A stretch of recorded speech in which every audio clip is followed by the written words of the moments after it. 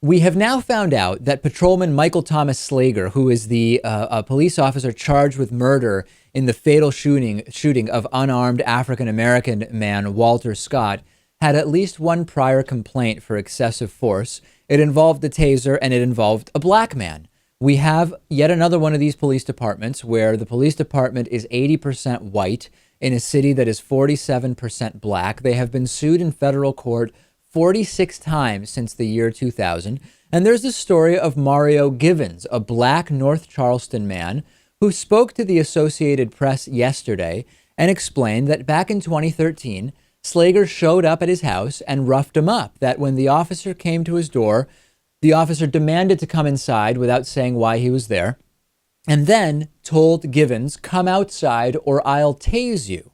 Givens explained that he didn't want that to happen, so he raised his arms over his head, and that when he did, Slager tased him in the stomach anyway. Givens was, unsurprisingly, accused of resisting the officers, which we've talked about this ruse of resisting arrest as a sort of catch-all for justifying police force usage. Givens filed a formal complaint. The police refused to even take statements from neighbors who were witnesses, and every aspect of this, Lewis, mirroring not only the behavior with regard to 50-year-old Walter Scott, but mirroring a lot of what we're seeing in this country, broadly speaking.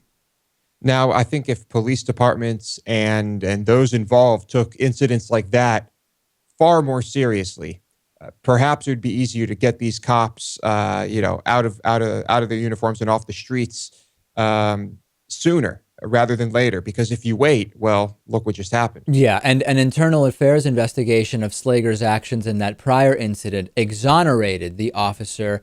He was never, Givens, the victim, was never even talked to by police. So every indication here that this was not handled properly.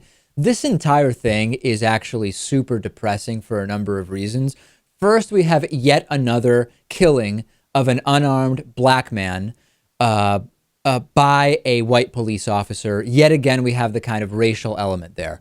Then you watch corporate media and you see more limited than in other cases, because we do have charges here, but you still see the apologist explaining why this happened and why it's not the end of the world and why there were, in spite of there being countless non-lethal ways to handle this situation, including some that we've seen over the last year, the shooting was warranted.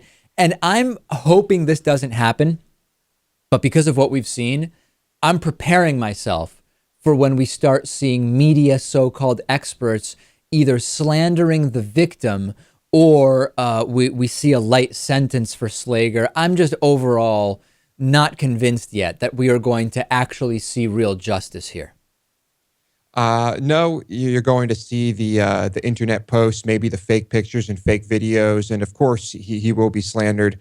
But I don't know. We have the video, and it's pretty compelling. I think we will see a conviction here.